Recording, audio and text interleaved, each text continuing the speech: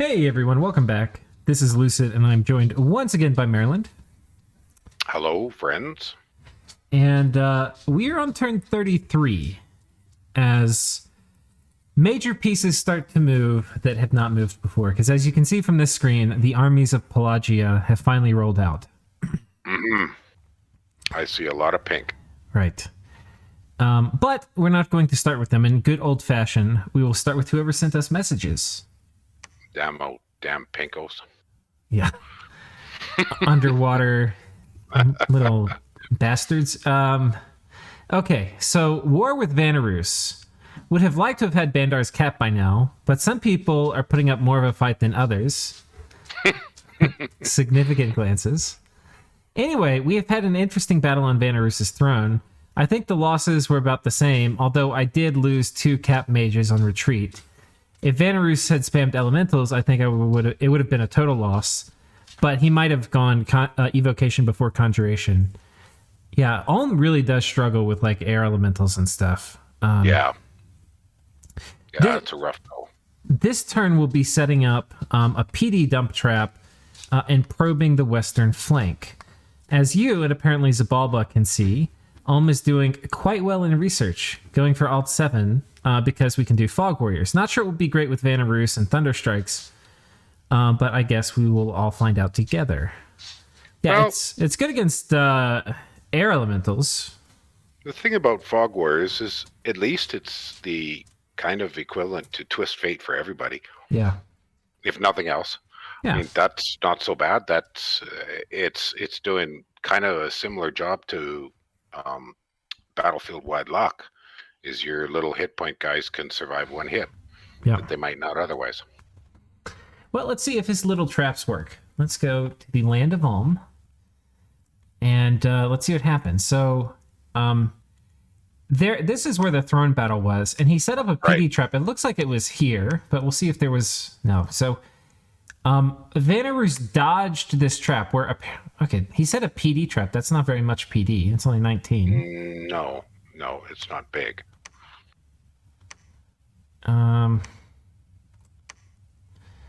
I can't figure out, unless this was it, no.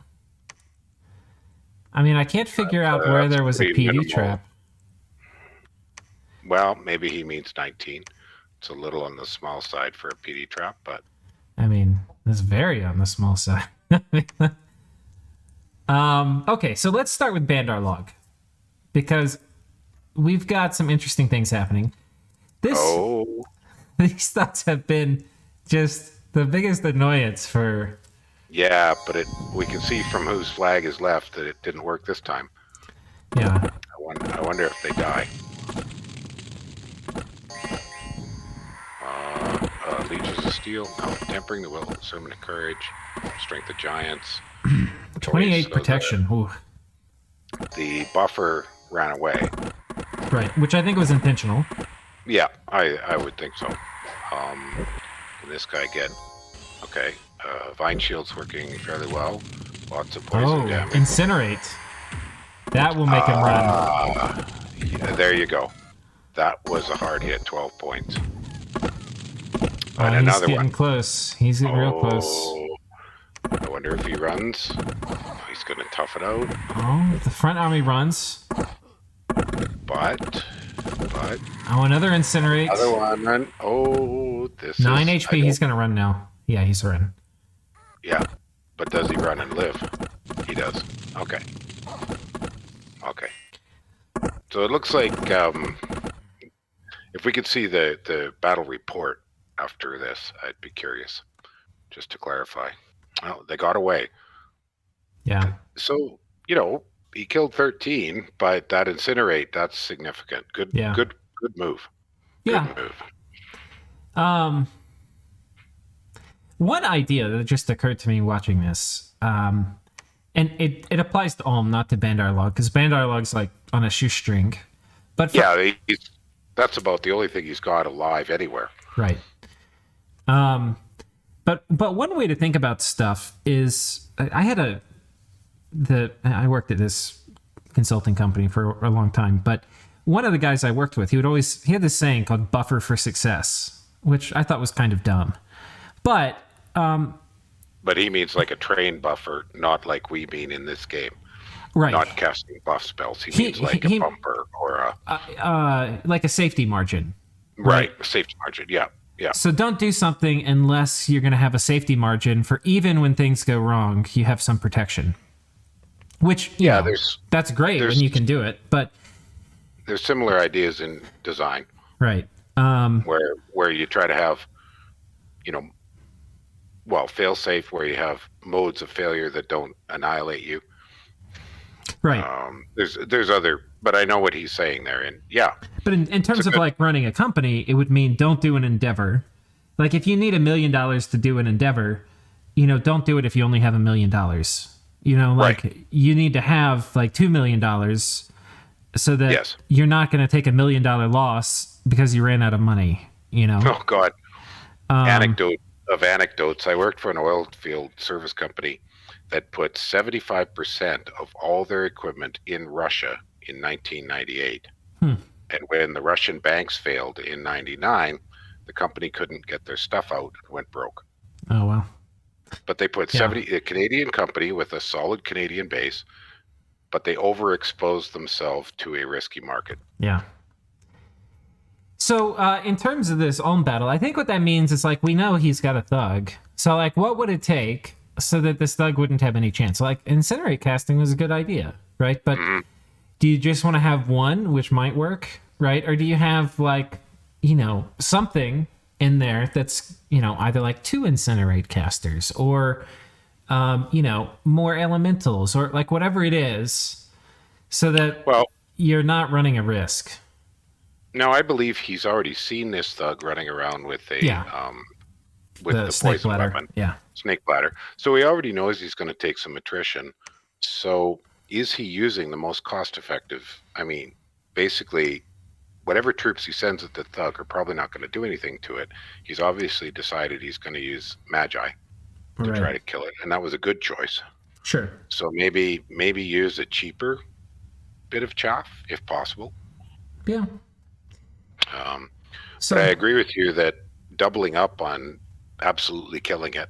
And this is a very small army he's put on top there. Like I realize he's extended himself. Now he's got a war with Vanarus as well. I mean, to me, he's got this army here, which he rolled out. I mean, there's not too much that's happened, right? There's just raiding. This army's moved. But Ulm looks very far overextended right now. And Vanarus, who was in a very rough position, and this war declaration came from Ulm, while he seemed to be in this weird thing going on down here, at least on this front, Vanarus is looking pretty good. Well, and Vanarus no longer has a front with Jotun. Because Sati got in the way. Right. Which we don't fully understand. There must be all kinds of crazy back dealings going on there. So that's basically it. There's, just armies moving around.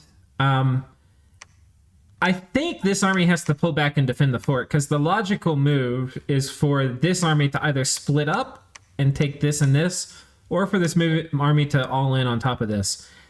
I think the statement of the facts is that there is a much larger mage force here with Vanarus, which, if he has the right research, should just demolish this Ulmish force. Like, this Ulmish force can't fight. So if he has an army that can siege down this fort reasonably quickly, which, it's a 500 wall strength fort, I think Ulm is kind of screwed. I don't think he's going to be able to bring anything in. And he's got this. I mean, these troops are presumably going to move here, and then he can try to knock these guys off this fort. But this army's now exposed. What do you do with these guys? Do you run in and risk the mages' patrol and killing it? I don't know. Ulm is stretched. Yeah. The fact that he's still farting around on top of Bandar Log is not helping him. No, it's not. I mean, I don't know if he's going to be able to take it. I mean, when is he going to be able to take Bandar Log? I don't see that happening super soon. Well, it will have gotten most of its, if not all of its, fort walls back up, and this is not going to siege it very quickly. So he's got a lot of turns of siege to do. Can we see the walls on Bandar? Does it work? No, we can't see. No, we can't tell. I thought that, but The other thing in all of this is where's Ohm's god? He's got this badass Titan. What is it doing? Forging, maybe. Let's see if I don't know. Let's see if this army looks vulnerable to a Titan. Let's look at the commanders because the Titan will be immune to the troops. This guy's not going to have anything to say. This guy's not really going to have anything to say. It's an air elemental or stormcaster. Okay, yeah, this script looks like storm and summon storm power and then storm elemental. And air elementals, yeah. Yeah, air elementals. Totally. But what's that? He's got the cornucopia on the first mage. He must be scripting maybe relief.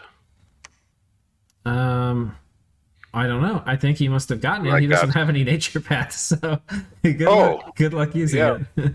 Well, what the heck's he doing there? I don't know. But he's got another nature mage down below, so maybe he just brought them together and brought it along, and he's going to move it over. Yeah, it does give supply, but yeah, he's got nature mages. So I don't know. It looks like air elementals, but there's actually not a ton of air gems on these guys, so we'll see. Yeah. But this isn't the exact kind of army you drop a Titan onto and say, go get wrecked. Because it doesn't have anything that respects the fact that Ulm has a Titan. And I'm pretty sure that Titan will have plenty of lightning resist. Yeah. And it's big enough, it won't get trampled. Right. I don't know if it's a 5 or a 6, but it's big. Yeah, it's big. So we'll see if that comes out. Yeah, I mean, Vanarus has gotten a much better position than he was before. Right. So allowing Satis to sort of block his southern border so that he can focus sure doesn't hurt him. Yeah, we don't have a message from Satis, but let's just see what's happened because we're talking about it. Yeah, or from Vanarus. He's just raiding PD there. So he's got a bunch of long dead on guard commander around the biggest Sarumancer core he has used to date. Yeah, so this is his doom stack. Looks like it's almost everything he's ever bought. Okay, and he has Horde of Skeletons now. Right. This is a decent play. Like, you have to kill this, which has the Sobek warriors, which are hard to kill, on guard commander, while Horde of Skeletons is coming out now very slowly because they've got 1 million encumbrance. Oh, he's starting to twice born them. Ah, okay. The better ones, maybe. Not a lot of twice born, but a little bit. Right. And he's got some long dead he summoned around, too, basically probably a siege chaff. Now, you have to do all this with Wailing Winds up. And he's got some of them in a communion. Right. With some shaman slaves. So, this will be tricky. This will be very tricky, I think. Well, Jotun is very distressed with so many attacks, so yeah, that's not going to be. But no, Jotun counterattacked and looks like he grabbed the throne back, that throne that everybody fights over forever and ever and ever. Right. With just a hag. Yeah. She probably did. I guess this is like a swarm and maybe summon imps. Oh, it's an astral one, so body ethereal. Oh, okay. Well, that was cheap. And then advanced and body ethereal. Wow, that was very efficient. Wow. Yeah, that's a cheap raid.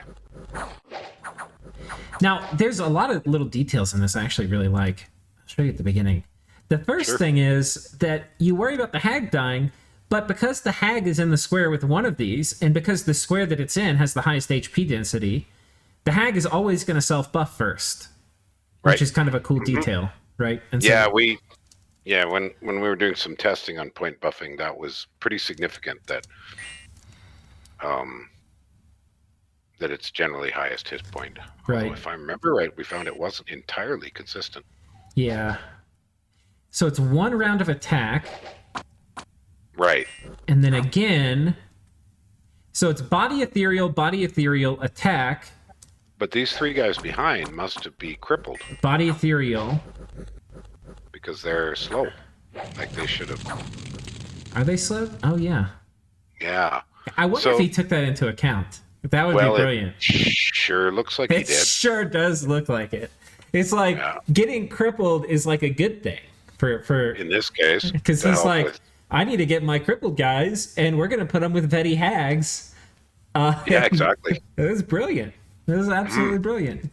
Because getting 4 out of 5 with Body Ethereal is well done. That's not easy with a single caster. Yeah. Because that's 4 casts that actually hit, that were within that dinky range of that spell. Yeah, that is a very good trick. I'm going to have to try to remember this. Yeah, that was well done. That was very cool. Little efficient things like this are things that that's why I look forward to this game. Mm. You know, little learning opportunities like that. Yeah, seeing some of these. Oh. Okay, well, let's make sure we don't have any messages from these guys. Okay, we're moving to Jotunheim. Yeah, we're kind of working out. Was there anything else to say about Satis? We'll go back to it in a second. Okay. So just an elemental spammer. This is pretty. So this guy magic phased in. You will get some air 2s. This wasn't empowered or anything. Oh my god. But it didn't work. No.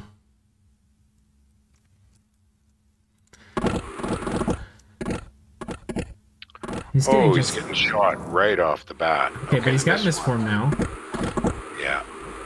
But they're going to engage before he can get enough elementals out. Now this air elemental's gotten surrounded. It's already gotten chopped down to being size 4. Yeah. So yeah. It's not going to be able to trample anymore. And he has a water elemental coming out. Yeah, that turn to ice, which aren't the best. I mean, they trample, but there's just a mob there. Like, that's a serious mob. Yeah. And then that Pelagian king there is probably fatigued out or off. Yeah. There he goes. Now he's totally... And that ice elemental had no hope. Yeah. That just wasn't enough for the size of the army he landed on. Right.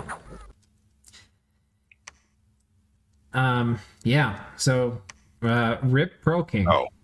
Yeah. Ouch. Oh, there's the Kraken. We were wondering about that. Okay, the Kraken has appeared. I guess if we're on Pelagia, we can look over some of these comments by Arco. Oh yeah, let's do that in a second. Yeah. Release the Kraken. Okay, this is interesting. So one of the items that you'll see almost nobody else ever use, and Arco will use it pretty regularly, is Midget Masher. Right. And I am positive the reason for this is for Scrotty, because it will probably damn near one-hit kill a Scrotty. Sure. And he's got the 4 arms that he's not losing out significantly on an adequate number of attacks. Right.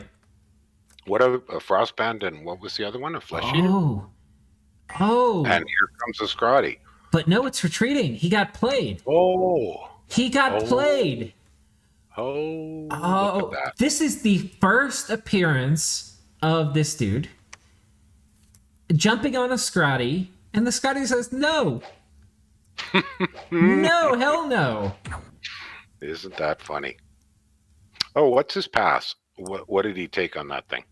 Like Earth 2, Astral 3? Oh, no. Big time. Pass. Big time. Big pass. What is his bless? Did we get to see it over here or anything? Oh, this guy's a priest. We'll probably be able to see it here. Yeah, we should see it there. I should make notes of this bless. Oh my gosh. Keep saying I'm going to do Angry that, little thugs here. All right, let's see. Magic weapons, strength +4, combat caster. Okay. Oh. Okay. Well, that's not a monster of a bless.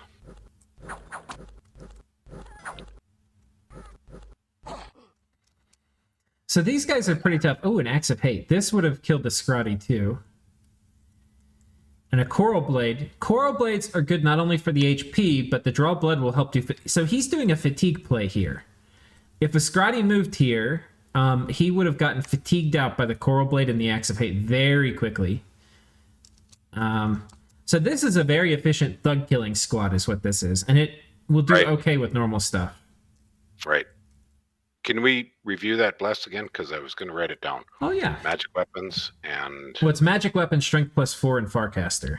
Strength +4 and Farcaster. Let's make sure I didn't miss anything. Good, good. Well, now it's in the notes, so we won't have to do this again. Okay. Excellent. And I think we might have seen the Kraken after it got some of its paths buffed up. So, oh no, that's how it comes. Okay. No. Wouldn't Strength plus 4 only be Earth 4? I can look it up.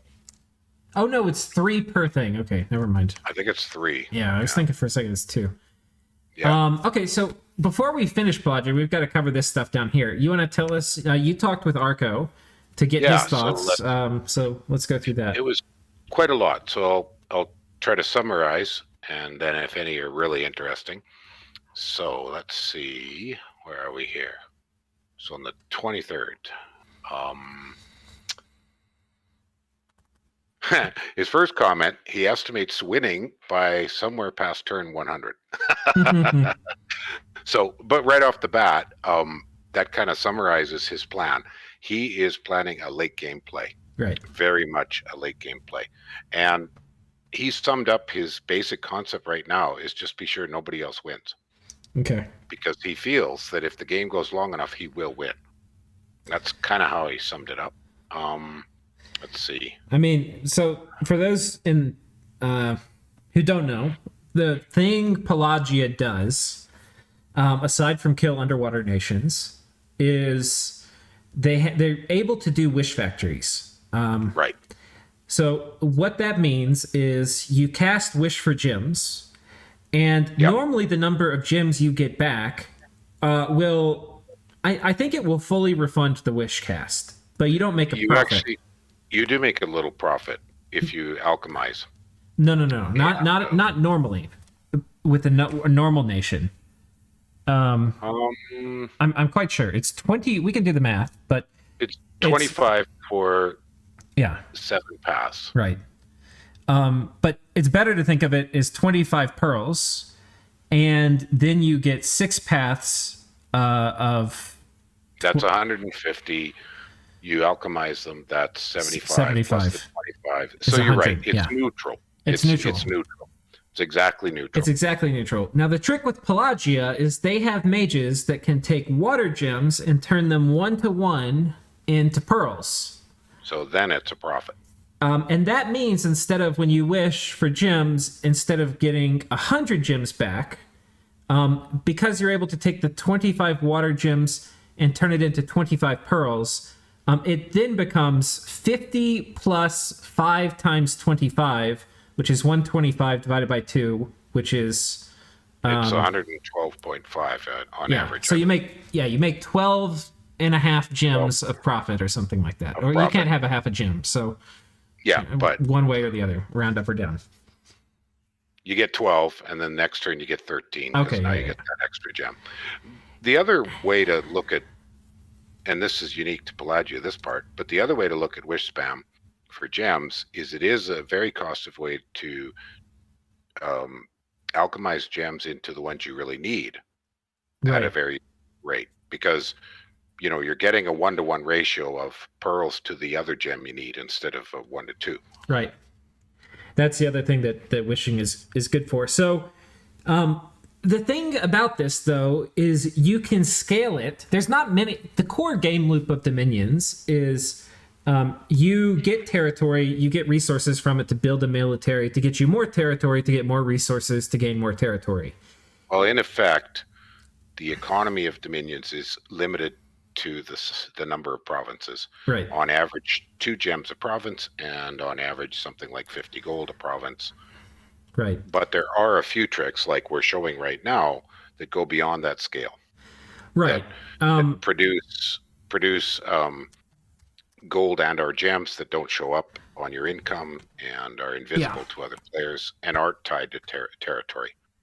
Yeah, and what I call that cycle of getting more land to get more resources to get more land is the core game loop. And there's not many things in the game that break the core game loop. Not anymore. And not anymore. Yeah, there used to be. Like with but those things generally weren't very fun. Like the items and stuff. That was the huge argument to get rid of that stuff back during the updates to Dominions 4 and Right. 5 was they were not tied to provinces. And I think it's a core paradigm of the game that your economy is tied to land. Right. And the only ways that exist for most people in the game to break the core game loop in any is really through globals. Like Arcane Nexus kind of breaks the core game loop. Yes. There's a few things, but those can be contested in the globals. The difference with the Wish Farm is you cannot contest it aside from killing the Wishcaster somehow. And also, you don't see it. Right. You Whereas just have to globals. guess it's happening. Right. He's got a great quote here I really like. He said, growth creates entanglements, and entanglements cost lots of mage turns. Yeah. So one of the reasons he's popped on land and popped back is he's just trying to play spoiler. Ah, okay. That makes a lot of sense. So he's not even worried about a beachhead. He's just rushing, how fast can I get to Alteration 9? And in the interim, keep knocking the leader off balance. Right. Which was Jotun. Yeah. But obviously he's pretty much clearly indicating that's going to change very, very soon. Right. I think that's a really interesting, and he does say this is particularly a thing related to underwater, because he is a veteran of a lot of underwater victories. Yeah. He, well, a lot of underwater nations cannot, like, most underwater nations are going to have to get land, because to win, you need to get land to get more resources to get more land. And a lot of them Pelagia is the exception, and that they can break the game loop. Yeah, a lot of them require their coastal recruits very badly. Right. I'm just looking to see if there's much else. He says he's going to be a little more active with giving us messages, and I think that more or less sums it up. You know, the Jotun coalition he felt was very easy to build as from diplomacy, but a coalition against Pan is going to be a little tougher. Right. Because Pan is, we'll get to them, but they look like they're kind of running away with things. And Vanheim, too. Because Vanheim getting all this free land. Like, I think if we look at the graphs now, I think we'll see very clearly there's two leaders right now. Another interesting comment Arco made is he doesn't really agree with Pangaea's build. Huh. Yeah. So that's interesting. We're not going to look at Pan. I just want to see the thing. Just in small ways. Oh, okay. You know, for one thing, he says he wouldn't have used productivity. Oh, this is these lovely little thugs that do so well. Yeah. I mean, this is, I think, an extremely standard Pangaea build. I don't think there's much to... I don't think he was talking about the blast. Oh, okay. Just that he would have done a little bit different scales. Okay. Well, let's not get into the other players nitpicking each other too much, because... I think we nitpicked them enough. Yeah, we do. Okay, so there's an interesting battle here. He's trying to use a Pearl Mage. I think he's trying to kill these Scrotty more than anything. Oh, no. Wait, his whole purpose being here is to cast Returning? Huh. Was this a magic phase attack? It was. Why would he magic phase and cast Returning? I don't know. It's an expensive way to do a scout probe. Yeah. Maybe you just needed that mage at home. I think your first thing was right. I think it's an expensive probe. Yeah. I don't know.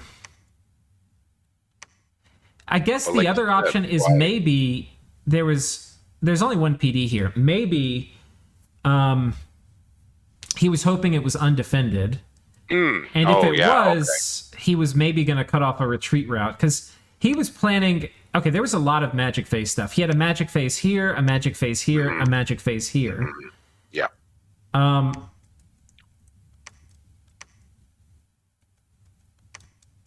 don't think this was magic phase, though, because these guys are only one path. So... And the Scrotty was here in the magic phase, and he retreated. Yes. So I don't think I fully understand what he was doing. No. Because he did 3 magic phases here, and it seems the primary target was this Scrotty. Yeah. But maybe he knew the Scrotty would retreat, and if it retreated here, then these guys would knife him. If it retreated here, I can't figure it out. I need more coffee. He had a plan. Note that he took the trolls in the water. Yeah. Yeah, we saw that battle a second ago. So he scripted Shrink the Giants on these guys, which seems good. Let's go back to the messages. We're violating our first rule of casting by not going in order. But have we adequately covered... we haven't really adequately covered Jotunheim, have we? Did they send us a message? No. Well, that's part of the reason that we jumped away, because when we went to one message, it led to discussions of the nations involved with that messenger. Yeah. Okay, so he's got a few guys coming in. He's clearing a fort. He's trying to evacuate a fort. But normally you can't evacuate guys until they're going to storm. Because if you do this, where you go out and retreat, normally they retreat mostly back inside the fort. Mm-hmm. Yeah. So, and the fort's not cracked, so it means this was kind of guaranteed to be a waste of time. Mm-hmm. He's obviously decided he can't hold his entire front, which he can't. So. Yeah. Okay. So which way do you want to head now? Let's we've covered Jotunheim. Let's go back to the messages. Sure. We kind of were doing Jotunheim and Ashdod, so let's read what Ashdod said. Was correct that the illusionist site was in his northwest fort of Mictlan. The fort has just 200 supply, though, so that was rougher than expected.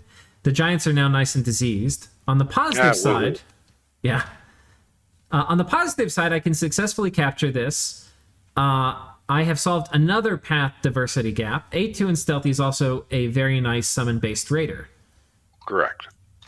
Pulling the giants off the fort so they don't starve for a second turn, leaving the slingers with the fire mage for flaming arrows to break the walls.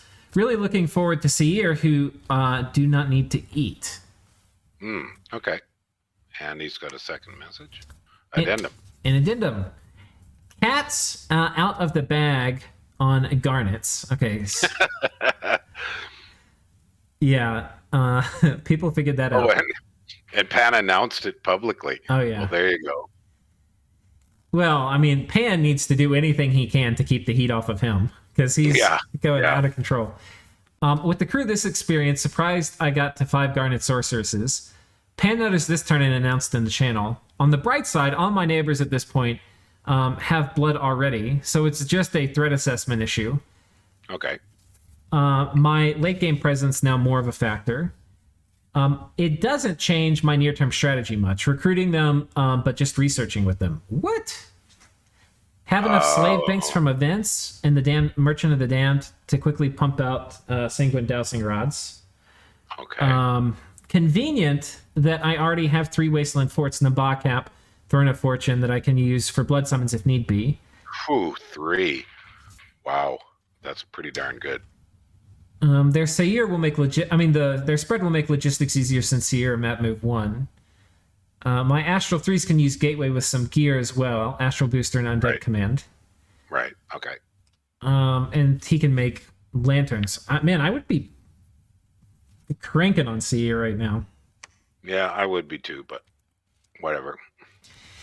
Okay, so here he's got these guys who he took off this fort for a turn because they were starving. Let's see how afflicted they got.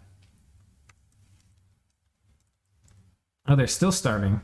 Oh, I think it doesn't go away until this turn, maybe. Yeah, it takes a bit. Yeah. Okay, he's diseased. Okay, yeah, there we go. No, he doesn't have regen in his bless, does he? No. So they are going to tick down. Yeah. But, suicide them, send them on a cheap raid squad. Yeah. Okay. Vanheim is solidifying his territory. There's not a lot more with Ashdod. Oh, here we go. Garnet Sorceresses. And they show up on the scout reports now. Yeah. So probably that's because he got too many of them to keep them hidden. Yeah. Okay. So I think that's Ashdod. He's basically just trying to get this fort. Yeah. And he's got to go back. defend some of this from Jotunheim, but Jotunheim is attacking him with pretty low commitment stuff. Like this squad of giants should murder both of these little armies combined, I think. Yeah, I'm just going to start my list of who we've covered. So when you go back to the messages, I'll get back to that. We haven't really covered Pan. We covered Ashdod. Mostly, I think we finished up with Jotun. Yeah, Pelagia. We might want to have another look at Satis. I had one more comment of Pelagia just from something Arco said. So we could toss that in quickly. I thought it was just an interesting comment. He's commenting on the strategic concept of what Vanheim's doing. And he says that's he calls it a tricked out way. So in other words, he means this is a high maintenance methodology with lots of tricky scripting and, you know, a challenging way to play. Great if you could do it. But I liked his comment that he said he finds that a bit exhausting to maintain that level of tricked out scripting all game long. Well, so that's an interesting comment. But I don't know if he was just referring to that. I mean, so far we've only seen one real Vanheim engagement, which was that kind of masterclass defeat of the Jotunheim Death Squad, which was really well done. But we also got this information from Pelagia much farther past this turn. So hopefully he's not talking too much about stuff after this turn, but we'll see. He said he was going to try to avoid spoilers and talk about the turn we were at, but nobody can be perfect. Yeah. So. Okay. We'll do end.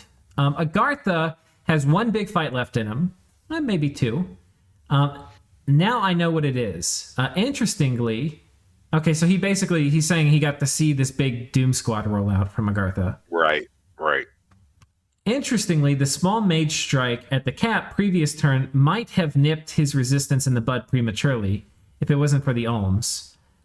His fire spawn would have burned half the army, and those spawn have a huge liability for him. I don't really understand why he keeps combining them with his main force. We made some similar comments about that fight. I think he had improved the scripting. I remember him having him on the flanks, right? So... But there was definitely a serious chance of the heat aura starting to burn his guys up. Right. Big problem isn't the Agarthan force itself. I've dealt with that composition twice, and I have Flame Ward now. The big problem is the mages with the Earth Gems. That force was meant to summon roughly 40 Earth Elementals, or it could be Earthquake, you never know. Luckily, finally some good fortune. My Pretender spawned this turn, and I'm getting Thom 3 next turn for Teleport. And this turn I cast Ritual of Returning on him. If he keeps deathballing so many Earth Gems, I'll try to throw my Pretender to draw those out. So he's going to gem bait. Yeah, well, that works. That's kind of, elementals are really strong. Almost all the kinds of elementals are pretty damn good. Yeah. And the main weakness of the elementals is getting gem baited. So it's a very high commitment move. And for that reason, it's often better on the defensive, because the farther you go on the offense, the easier it is to gem bait. And the harder it is to resupply gems and things like that too. So yeah. All right, let's go check out the end Agartha conflict. So Agartha had moved out, I believe, here last turn with this big army. No, I believe he fought on his fort. He was patrolling his fort, and Ind sent a little mage squad. Was that it? Okay. Yeah, and that's how he saw the script. Okay. Thank you for that correction. and he had moved this squad up here, and Agartha patrolled his cap because he can't let people on his cap, but that means he's given up a lot of initiative on top of this fort. Yeah, he's giving up everything to the north. Yeah, so End's like, okay, fine, you want to keep your capital, we'll just take your other stuff. Yeah, we could take our time. But you can see End's exposing himself to some opportunities. Like he has a small force here where if Agartha had attacked into this, he might be able to kill it. He's kind of hinting at something I mentioned previously, was Earth Readers with a handful of Magma Children are very cost-effective raid squads. Yeah.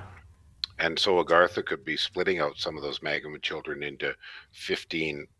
Earth Readers, I think, can take 15 typically. Maybe it's 10 magic leadership. So they can send them out in little squads of 10 or 15 cheaply. Yeah. And just counter raid. Yeah. But instead, he's doom stacking.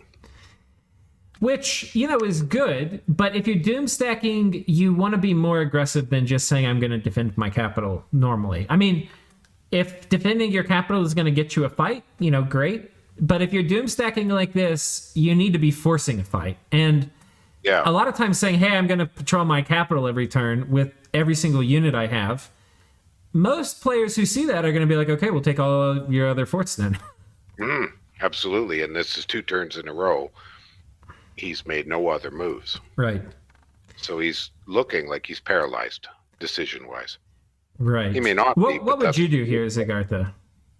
Well, like I said, I would make some small, inexpensive raiding squads and punch out in all the directions that I can from his capital, because I don't think the Magma Children are going to significantly improve the strength of that doom stack right now. Earlier, yes, they mattered a lot, but now I think they're actually interfering with his other troops. Okay. And that's what I would do. What would you do with the doom stack itself? Well, it might have to stay where it is, because it would depend on if I had it. It depend on how many scouts I have in my intel. If I can see that the armies 2 away from my capital are small and tiny, then I can force the doom stack straight east, threatening that big stack of. But if I didn't have the scouting, then I'd be in a troublesome thing, because I don't know if there's another doom stack of inns sitting in that farm southwest of Agartha. And so if I pull, he can see what's on top of his fort. That's true. So given that, yes, I think the doom stack should move east, and threaten and force into either attack or back away from that siege. Yeah. Okay, that makes sense. That's probably what I'd do too. The turn following is a tough decision, because then if he does move to relieve the siege, he exposes his capital. Right. So it's all kind of tricky. Yeah. Yeah, totally. It would be pretty tricky. I'm trying to think if there's a way. Yeah, I don't know. It would be, because the thing is, if he moves here, then the obvious logical move for End is to advance this army and threaten his capital. That's right. But see, then he could get what he wants, which is a fight, which is... Yeah. The thing is, End is not going to... Well, no, I think End actually would attack if... Agartha needs some way to do a dramatic holdout here and move back on his capital. And then if he had his Doomstack fight on his capital and he managed to hold this fort, it would be pretty brilliant. But anyway. See, I think what's really hurting Agartha is the fort southeast of his capital that's been sieged by Inn slowly for quite a while. Yeah. Agartha's fort, that one there. When he lost that, he lost control of that whole zone. Yeah. Because that was the only route for Inn to push and do this encirclement. Yeah. And that's what Ind has done. Yeah. It all had to go over top of that. Because any other move Ind had made could have been interrupted by a one-step move out of the capital. And so that hurt. That's a painful one to have lost the initiative over. Mm-hmm. Okay. So let's we've done all the messages. Let's go through columns now. I think we've said what we need to say for Agartha and I think that's done, yeah. We haven't talked about Pangaea very much in Uruk. No, and Pan had a message. Pan did have a message? Oh, we skipped it. Okay. Yeah. So I saw Nick had an in-1 water 1 with his stick to be into water 1, which means he potentially has foul vapors. And if he's using foul vapors, it means he's buffing poison resistance on his dudes. So my own poison resistance armies, when they split up like that, would have to take heavy attrition fighting with him, since he withdrew to his fort. He's likely to have loaded up on gems. So I'm consolidating forces. If he takes a fight right now, I should still win, since I just have an overwhelming number of magic weapon lances. on my sacreds and a lot of pans with advance and cast to hit his dense little box with maws and destroy them that way. Okay, so that's interesting. In our addendum where we did testing, we had the pans on advance and cast, but we didn't give them gems to do maws. Right. No. And maws would have hurt a lot. Yes. We still had Battle Fortune, which would have helped a lot, but I think maws might have made the difference, especially a critical mass of maws. Definitely. It's a great spell. Now, there's ways if Pangaea was expecting that, like if he saw a bunch of Earth Gems on the casters, you could potentially put like a Maws bait squad up front, which is essentially sacrificial. You mean if Uruk anticipated? Oh yeah, if Uruk anticipated it, but yeah.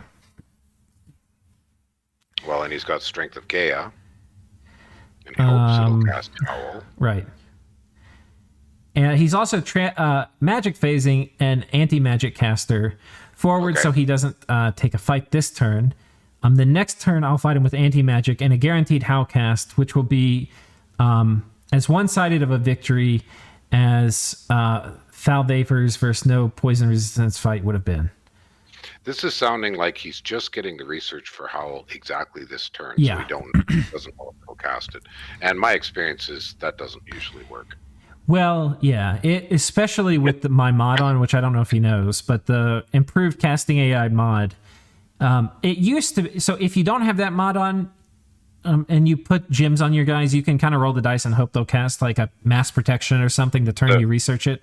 If you just put cast, yeah. And it may work, it may not, it probably won't. But if you have improved casting AI mod on, it generally will never work. So, okay. Yeah. That's no great loss because that's not a reliable strategy. Right. It's only a one-turn thing. So exactly. Still going to lose my Miniads, but what's a little war crime between friends? Okay. So he is humongous. He's humongous. And the fungus among us. Okay. So let's take a look at his squad here. Pangaea attacking Uruk. Let's see what kind of gems he's rolling with on these guys. Oh yeah, he's got some Earth gems here. Lots of maws. Nature gems on that guy. So it's only it's 3 maws casters, and you don't get probably many maws with this. Like you're probably going to get 2 or 3, right? Probably 2, because they'll probably use 2 gems each time. Yeah. He could have turned on conservative casting, which helps. So he might get 4 off, but they're a base or 3, right? Yeah. I think these are 3. 3. So E-power, that's a 4. So the area of effect of Moz is pretty solid. Yeah. He's got a few imps. He's got a lifelong protection, it looks like, on the Dryad back there. Oh, right. Yeah, she was probably on seduction duty and then came in for a fight. But I'm so fond of using 1 or 2 of those in a battle just to totally wreck formations. Yeah, it does do that. Although this is just PD. But that is a very dangerous army. So I bet you, I wonder if we can actually see the script here. So he's doing the buffs. He's some boss body. Advance and cast spells. Regeneration, Strength of Giants. Yeah. So. Yeah, I think the range of Moz is 30, something like that. Yeah. It's not huge, so you do want to move up a bit. Yeah, it'd be interesting. I haven't ever seen. I'll be honest. I've never seen Moz like annihilate a squad, but it's the kind of thing. Like if you saw how we set up that test game, we had this big clump of dudes, and it could be even worse than what we saw down here with Vanheim going on the, the death ball of the Turbo Communion with Thunderstrike. Well, the big thing with Moz is range is 30 plus it's boosted by level. 5 more for every extra level. Area of effect starts at 7 and goes up. And then, you get 15 damage, armor piercing, plus you get the earth belt effect. Right. So that's pretty efficient. Yeah. And the earth meld effect, the big one there is formation busting, allowing your troops to move in and stay in their formation, and hopefully his are broken up so you can get higher attack density against each of the enemy square, Right. and so on. I've used it to great effect many, many times, but it does not wipe. It does not wipe out armies. On its own. Yeah. Yeah.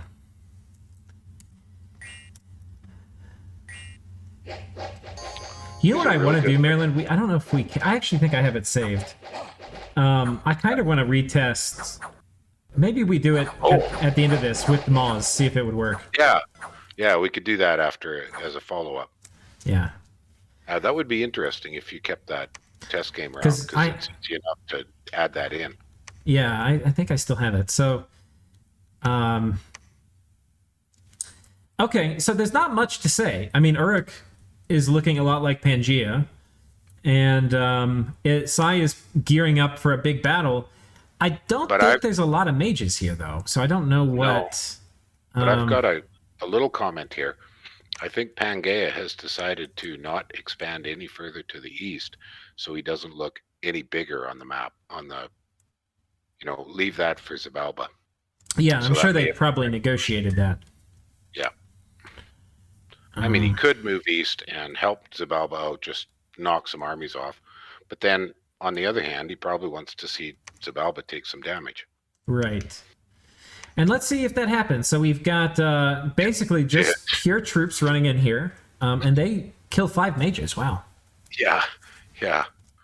In the dark of all things. How about that? Yeah. Gosh, golly. Oh, this is just Bacamoni. He's got almost no other toads. Iron Warriors are good. Mm-hmm. Oh, he's got some toads back there. The net toads. No, that's did not And go they're well. casting Frozen Heart, but these guys don't exactly care. Not particularly. Now, Iron Warriors beefy and angry. Mm-hmm. That was painful. Yeah, very good trade for Uruk. Really, really cheap for Uruk. Down here, oh my god. The other way around. All right, guys, get that popcorn. So a good pile of Masushu, more or less a guard commander blob of Iron Warriors, a lot of Magi, and something looks like it goes wrong. Well, I think, the issues that I'm seeing is this is going to... So the slave here on this guy, I think these guys are jumping in a communion. And you can get a lot of mileage out of Zot communions. So let's see what he does. But I think there's just going to be a wall of skeletons. But that is not a lot of slaves. He's only got 4 on what looks like the masters. Yeah. What are the battle enchantments that were up? Is that relief? So we've got Howl cast by Uruk, which is good. We've got Light of the Northern Star cast by Uruk. Okay. Quagmire cast by, which is what he wants, because he wants to slow this battle down. Sure. So that he gets all these skeletons out. He doesn't want these guys closing in. Well, and his froggies have swamp survival, I believe. And these guys are busy dealing with imps, which I think he did summon imps. I don't know if he has a lifelong protection. And then darkness. Oh, and then darkness. Oh. Okay, that's significant. Now, one thing Uruk could do, it's a little high in research, but it's one of those things. I actually am in a game right now where I didn't cast it, and I hate myself for it, because it would have won me the battle, that I ended up losing a ton of stuff, is Solar Brilliance. And not only does it counter darkness, but it ruins Skelly Spam. Yes. These Masushus thought their formation a little bit mucked up. Yeah, and, their fear doesn't matter against Skelly Spam. No. That's a lot of skeletons. Oh, look at the imps. Look at the mess the imps are doing. They're jumping all back here. That's so many imps. I wonder if he has a lifelong protection. It's what it looks like. No, that's just cast imps. No, he's... Okay, it's summon imps. Yeah. Get a lot of mileage out of that. But it's 5 per cast. Yeah. So. Let's see what the Did he not do a communion? There's no communion. No, they were just doing imps. Okay. I don't know why you wouldn't do a communion when you can, but he might not have a heck of a lot of slaves. well, I mean, look I at this. probably. Okay. Yeah.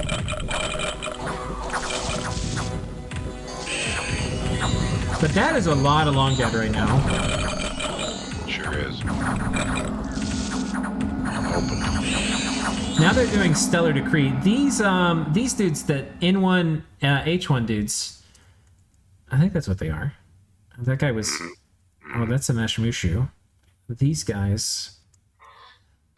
I think Light of the Northern Stars. I was like, why are they Astral too? It's Light of the Northern Star. Well, no, we should see it if it's up, and I don't see. The Oh battle no. The slaves have gone down. I don't know what. Okay. The imp's I'm sorry to probably do this. gone. We have to watch it again. I need to see what happens to the slaves. I think the imps got them. All right, let's take a look. Starts off with 4 slaves. I think it must be these Nardimo he's using as slaves. The problem using these guys as slaves... So, let me give you my 411 on this. It's actually better to use the more expensive these guys as slaves. Because the problem is all the nature spells that get cast are going to ruin these guys. Yes, yes. Off path. 4 slaves is not enough to survive off path. Right. They're going to die. But these these guys in lots of ways are better communion masters because they're only going to do soul slay and stuff. Right. And Astral 3s, especially with my mod on, love soul slay. They're going to spam it out like nobody's business. Now you still want some of these guys to be communion masters to do the nature buffs you want to do. Sure, you want personal regen up and other stuff. But ideally, they would be masters because they're going to be doing the nature spells with also these guys. Not these guys, with also these guys as the slaves. That way, they're not going to ruin them with the nature spells. Anyway, that's my opinion. I think that's a good way to switch it around. I know it's easy habitually to just take your ass for once and make them slaves. Yeah, because it's habit. Right. But it looks like these guys are going to die either. Oh. No, they're kind of gone. Moz. Yeah. Who cast Moz? Heretic cast Moz. That's that Bacab way up in the front. Where? Right. There's one of the big frog magic. This one, I think it's. That could hit from all the way back here? Well, he's boosted. Earth 4? That's enough to hit all the way over here? I guess so. What? It's base 3. It's 40 range, I think, with Earth 5. What? Yeah. He's all the way back here. That is... All right, I'm calling horseshit. I don't know. All right, 10, 20... No. 30... 40. 40... 45 is like right here. Yeah. Wow. Yeah, that's devastating. Okay, so I saw some earth melds there, and I was trying to figure that out, and now I see why. Wow. Well, I think that's killed some of the slaves, or damn near did.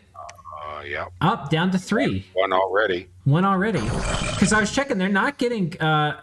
They're getting fatigued, but he's not burning... Well, that's a master. Yeah, but now the imps are there, too. And his bodyguard blob has fragmented. Okay. And I don't know if it had to do with that one going down, because obviously it's like a chain effect. Once you lose the first slave, the rest are taking more. But this guy, because I've been checking the fatigue, and it was at like 150 the last time I checked, 140. It's at 200 now, and they're taking HP damage. We saw the regen tick. Okay, there went another one. Yeah. So he burnt out. And there's another. So he burnt out his slaves, but the Moz was a significant factor in that. Yeah. Because it probably did half of that 6 damage. Yeah. It definitely made that burnout faster. It sure did. Oh boy. Problem with darkness up is your rate at killing skeletons just drops through the floor because of the stat penalties you're getting. I mean, you're hardly ever hitting anything. Yeah. I mean, he can... Gosh. I mean, if you had anticipated major skeleton spam, then a communion with priests, mage priests, would seriously crank up your banishes. Yeah. And these are good-sized banishes. Did Xibalba get off anti-magic at any point in time? Well, anti-magic isn't really good. Anti-magic is good if you summon the skeletons. It's not very good if you're reanimating them in combat. No, of course, because you're not going to cast it multiple times. So yeah. Skip what I said. That was one of those brain fart things. Yeah. Sulfur Haze. Ouch. I mean, the Iron Warriors are holding it very well, but the skeletons are just never ending. Yeah. I think, and the Howl is sort of helping, but... Yeah. And that's it, then they run. Yeah. I think Solar Brilliance is the key to this. So and what were the final losses? Well, okay, so Uruk lost a lot of troops, but not many magi. The 4 slaves... Yeah. And a few others, but it could have been far worse. Although now they're scattered all over the place. Yeah. So pretty bad. Yeah, it's...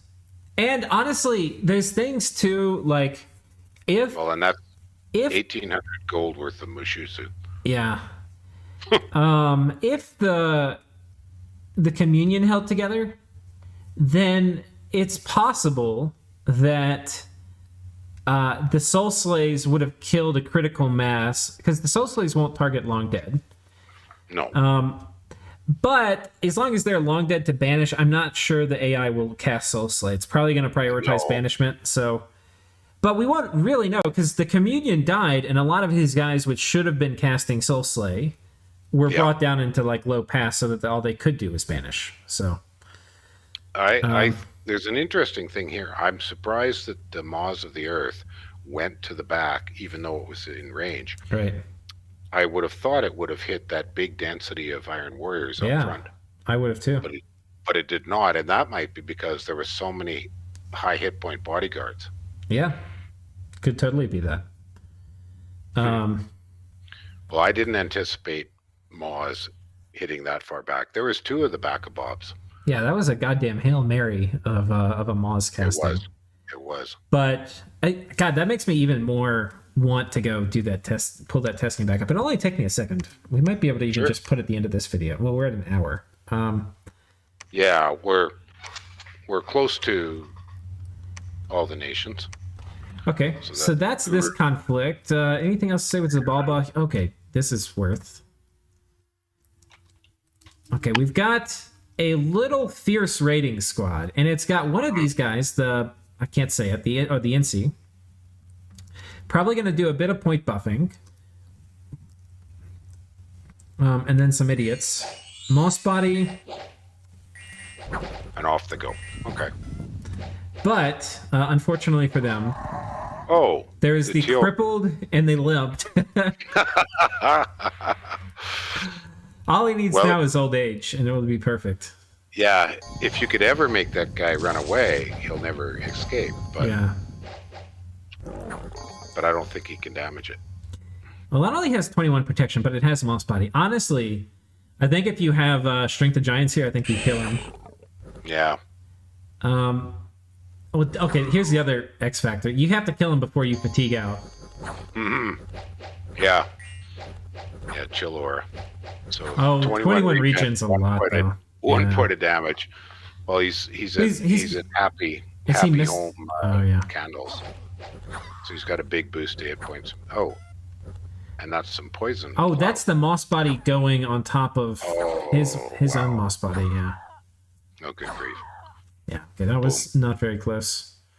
No, but I don't think he expected to try to kill a Teodal with that little raid squad. Yeah, no. The Teodal's out there. All right, well, things have gone from bad to worse for Uruk. I'm trying to look for a silver lining. There's not much of one. No. Anyway, that's that. So we've covered Uruk, we've covered Agartha, we've covered End. That's this column. We've covered Pangaea. Yep. We have. Let's make sure that we double check Satis off. Is there anything else from Satis we should talk about? I don't see anything. No. Just he's got one doom stack. That's it. We've talked Ulm. We've talked Vanarus. Okay, I'll call Satis done. So we have 3 more nations just to tidy up. Okay. We've done Vanarus. We've done Vanheim. No, we've talked, but not completely. I don't think there's much to say. Well, he's just sitting on forts. Yeah, so I'd say we call it done. Yeah. So that leaves Pythium. Okay, Pythium. Where art thou, Pythium? Oh, and I didn't actually. Ah! We did Bandar. Ah! Oh my God! Now what? Okay, so Xibalba says, "All right, fuck this noise. We're bringing in the mages. All right, we're bringing in the mages. We're bringing in the archers, which are probably mercenaries. No, there's too many archers to be mercenaries. We're bringing in the archers. We're bringing in the frost wolves. We got imp summoning ability. Yeah. What you got, Pythium?" And Pythium says, "Hey, I got PD. I got Retarii. I got a Therug Acolyte and a Therug." So I'm going to put up Light of the Northern Star. Maybe. Or what? What's it going to use these gems for? Luck? What is this? I don't know. Wait, what is this guy casting? Luck? He's just point buffing. Yeah, okay. I don't know what the gems are for. Maybe to reduce fatigue on luck. I don't know. I thought it would be Light of the Northern Star. These guys with luck on them are fantastic, though. Though these guys are ethereal, so... Yeah, but they've got no protection, so... eventually you do kill them. The question is, which goes first? They're getting some fatigue damage. Yeah. Even the slingers are doing some work. That's just PD. Oh, now he's doing mind burns. So he just gave them gems, and they're using mind burn off script with the gems. Okay, there you go.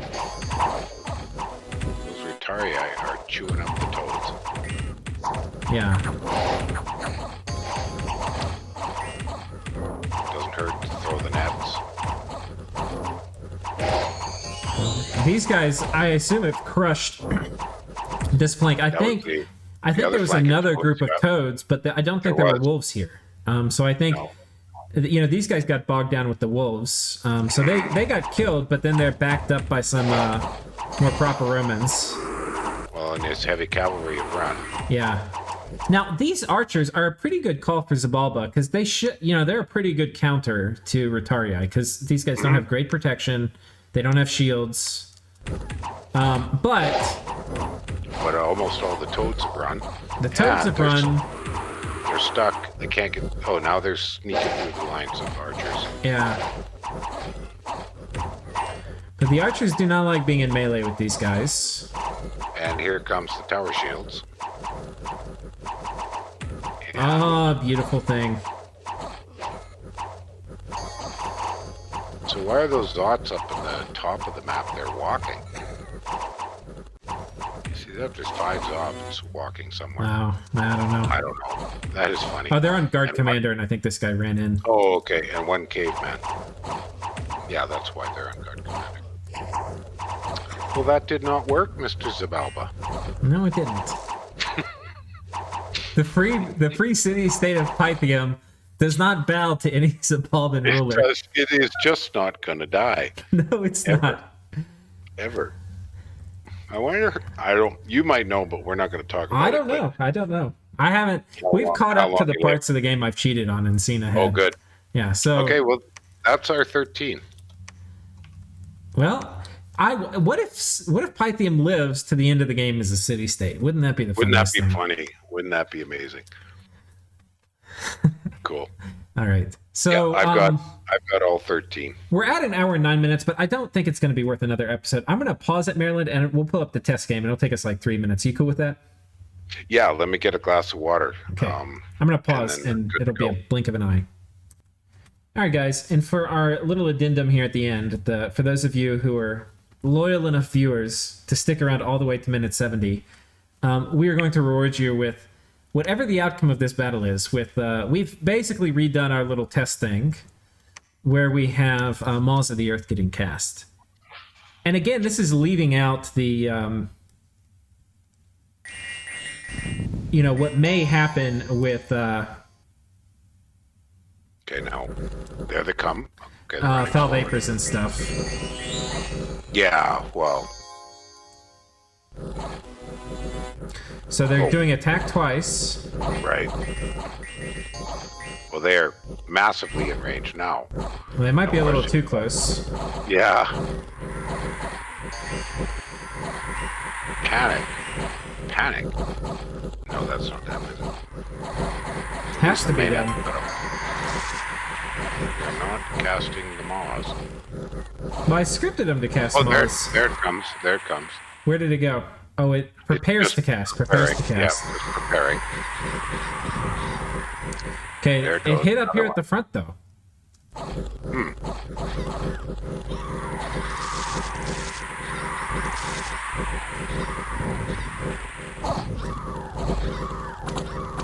Yeah. We could have gotten rid of one of the attacks, so they cast it a little sooner, but I don't think that's going to matter. No. I'm not seeing a significant improvement here. It's putting a few melded... See, the Iron Warriors, especially Berserk, are breaking that Maws very, very quickly. Breaking the Earth Meld. Right. And I don't think it's damaging them. If you look at some on the front line, see if they've taken much in the way of damage. Oh, I'm sure they're... Of the Iron Warriors. Oh my god, look at this guy. Yeah. Oh yeah. Well, they took... because those guys are a line behind, so that's got to be Maws damage. Yeah. I'm taking some damage. Problem is, these guys are going to get into the Mage Core. See, if the Maws had hit the Mages, it would be quite a different story. Yeah. But it didn't. There we go. Yeah. How to fight Uruk is Pangaea. I mean, Pangaea is Uruk. There you go, I think you need 6 or 8 of those Maws casters. I'm telling you, if this happened in the game, which it's so much easier to set up a perfect test battle than it is to actually get the exact fight you want without your enemy preparing for it. So this is like, this can happen, but it's not like, oh, you just do this. It's not that simple. But if this were to have happened, like in some alternate universe, Pangaea would get ganged by his ally, by all his neighbors. Like it would be, Pelagia would probably go on him. Because Pangaea is huge, too. They're like #1 position. If you remember Pelagia's whole thing, it's, keep the game from ending, right? So Right. So he's going to spoil against Pan probably in the next few turns. Yeah. So, that would happen. Vanarus or Vanheim might attack them. Ulm might attack. You can't... It's very hard as Pangaea to lose 100 White Centaur and be like, oh, things are going to be fine. No. That's very hard to come back from. Yeah. Cool. Okay. All right. 113 minutes. Only spent 4 minutes doing this. So, or not 113, hour and 13. Okay. Thank you for joining me again, Marilyn. You are most welcome. And thank you all for watching. Bye-bye.